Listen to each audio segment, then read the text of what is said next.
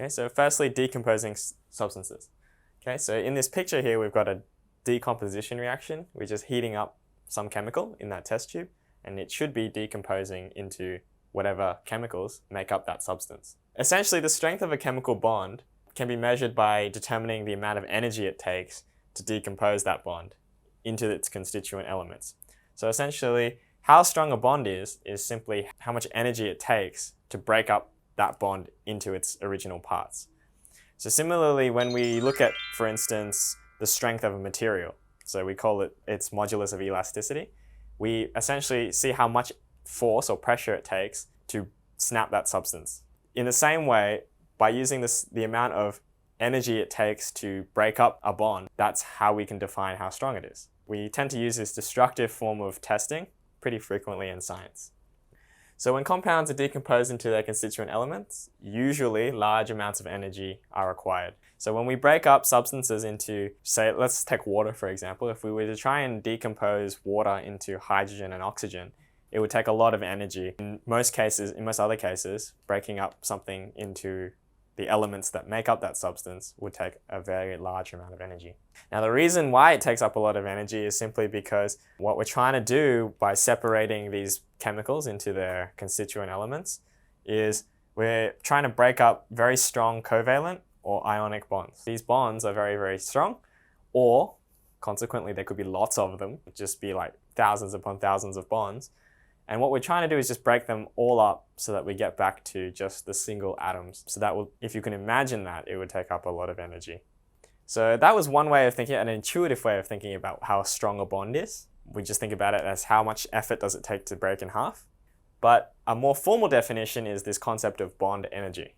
Bond energy is just a way to sort of formalize that intuitive statement about how strong a bond is. In science, we always like to have an intuitive idea of what's going on, and then mathematics will tell us the actual formal definition, which will help us understand it at a much deeper level.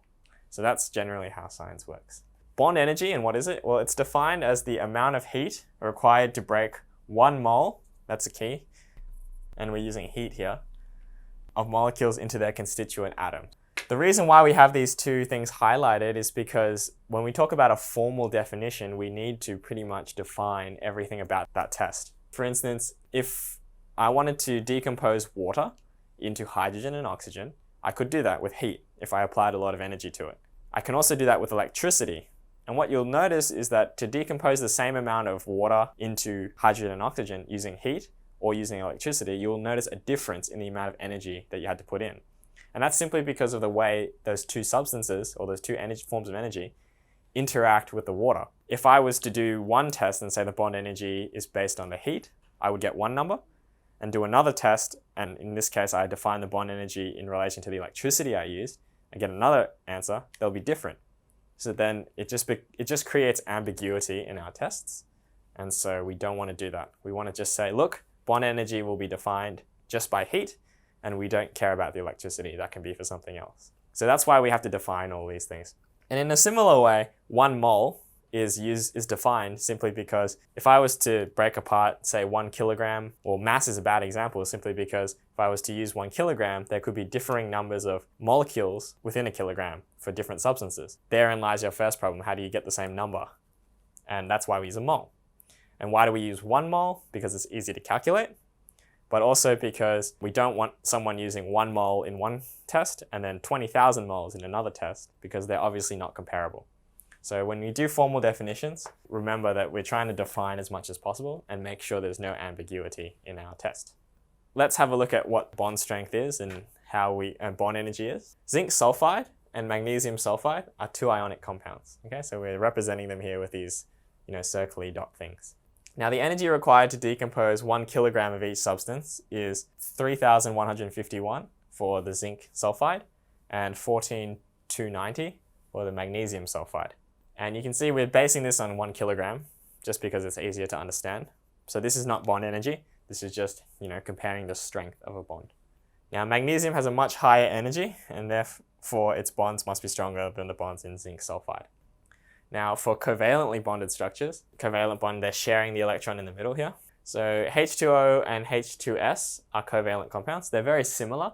They're both sort of this V shape. So both hydrogen sulfide and water are both like this, but they exhibit very different properties. Now again, the energy to decompose 1 kilogram of each substance is 51,000 for water and 21,000 for hydrogen sulfide. The high energy for water indicates much stronger bonds in water. There's an additional problem here with relation to hydrogen bonding, but again, we're not going to delve too deep into that. It's pretty obvious which one has stronger bonds. So that concludes today's lesson on bonding and energy. We looked at what bond energy is and how the bonding structure can actually be related to how the energy that we need to decompose the substance can be related to the bonding structure and how strong the bonds actually are.